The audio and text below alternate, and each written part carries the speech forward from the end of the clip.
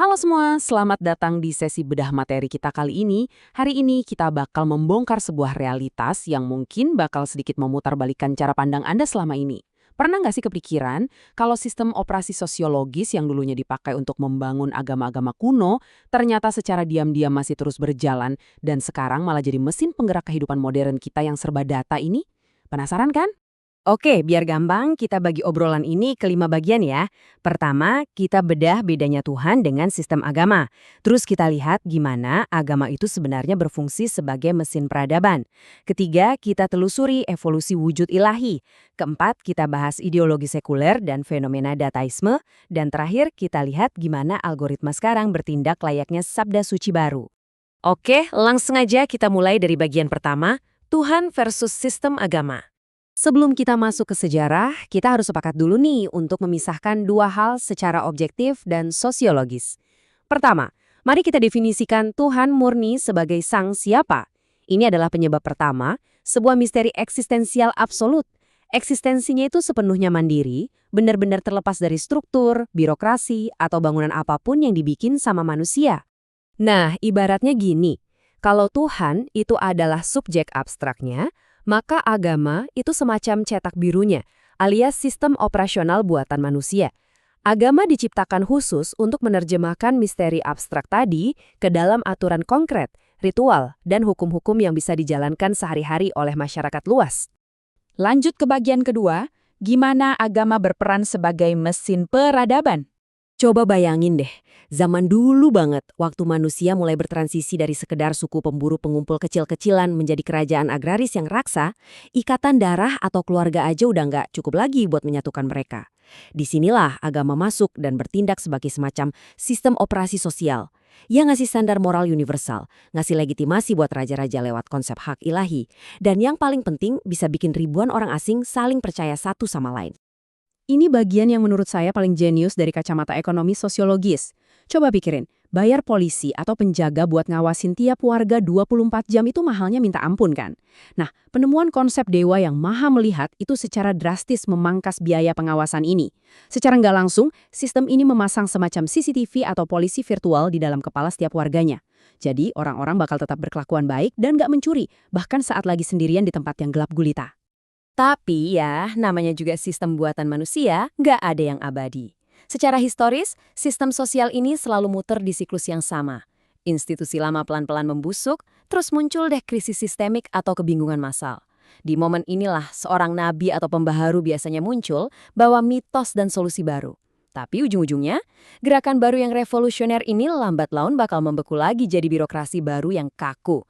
Gitu aja terus putarannya. Sekarang kita masuk ke bagian ketiga, evolusi wujud ilahi.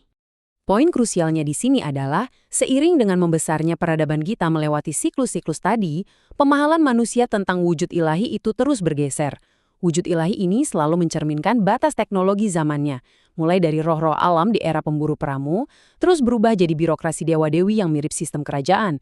Masuk era revolusi sains, konsepnya berubah jadi semacam arsitek agung pembuat jam mekanik kosmis, dan sekarang, di era digital, konsepnya berevolusi lagi jadi gagasan tentang aliran data kosmis yang maha tahu. Lensa sosiologis ini loh yang sebenarnya bisa ngejelasin fenomena ateisme modern. Sering banget, ateisme itu sebenarnya bukan murni penolakan terhadap adanya realitas absolut, melainkan itu lebih ke semacam pemberontakan kognitif.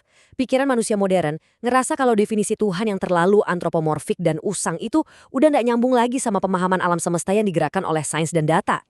Lanjut ke bagian keempat, dan ini mulai kerasa banget relevansinya buat kita, ideologi sekuler dan dataisme.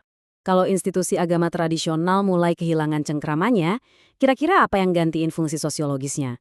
Nah, coba perhatiin matriks ini. Ideologi sekuler modern itu sebenarnya beroperasi dengan cara yang persis sama kayak agama tradisional loh. Mereka cuma sekadar tukar guling aja. Teks spiritual diganti sama manifesto politik. Sosok nabi diganti sama filsuf ekonomi. Dan janji surga di akhirat diganti jadi janji utopia sosial atau pasar bebas di dunia. Tapi, ada satu kerentanan atau kelemahan fatal dari ideologi sekuler ini. Karena mereka menjanjikan utopia di dunia material yang nyata, pas sistemnya gagal ngasih janji itu, ideologinya bakal cepet banget runtuh. Beda ceritanya sama agama tradisional. Agama tradisional itu jauh lebih stabil karena mereka menempatkan keselamatan di kehidupan setelah mati, alias akhirat. Sesuatu yang sama sekali nggak bisa dibuktikan salah secara empiris di dunia ini. Hal ini akhirnya bawa kita ke bentuk agama sekuler yang paling mutakhir, dataisme. Di sistem yang baru ini, kita itu dengan sangat sukarela nyerahin kehendak bebas, privasi, dan kemampuan kita buat bikin keputusan kepada siapa? Kepada algoritma maha tahu yang bersemayam di server perusahaan-perusahaan teknologi raksasa. Dan inilah puncaknya. Bagian kelima, algoritma sebagai sabda suci baru di kehidupan kita sehari-hari. Sekarang coba deh cek FYP atau beranda sosmed kalian. Sadar nggak sih kalau beranda Anda itu secara matematis dirancang untuk meniru pengalaman dapat wahyu ilahi yang super personal? Algoritma ini ngebangun ilusi kemahabenaran lewat ruang gema atau echo chamber Anda sendiri. Terus, sistem ini melindungi dogma tersebut dengan cara melabeli siapapun yang beda pendapat sebagai bot, buzzer, atau ya orang sesat. Ini benar-benar mekanika sebuah sekte digital loh. Makanya, polarisasi ekstrim di internet saat ini tuh sebenarnya bukan murni debat politik yang rasional. Kalau dilihat dari kacamata struktural, itu adalah sebuah perang suci. Video viral bertindak sebagai dogma atau sabda dewanya, kubu lawan otomatis dianggap sebagai kaum kafir pendosa, dan cancel culture itu nggak lebih dari versi modern ekskomunikasi atau pengusiran keagamaan zaman kuno. Sama persis polanya. Dan bagian yang paling ironis dan berbahaya dari paradigma modern kita ini adalah Tuhan baru kita, yaitu sang algoritma, sama sekali nggak punya moralitas bawaan.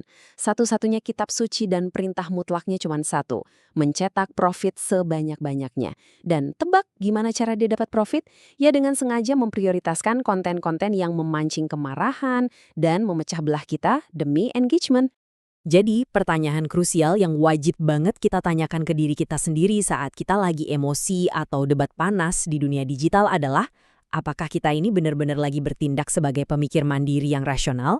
Ataukah kita, tanpa sadar, lagi sujud dan patuh aja sama perintah dewa algoritma baru kita tiap kali kita nge-scroll layar HP? Coba deh direnungin, gimana menurut Anda?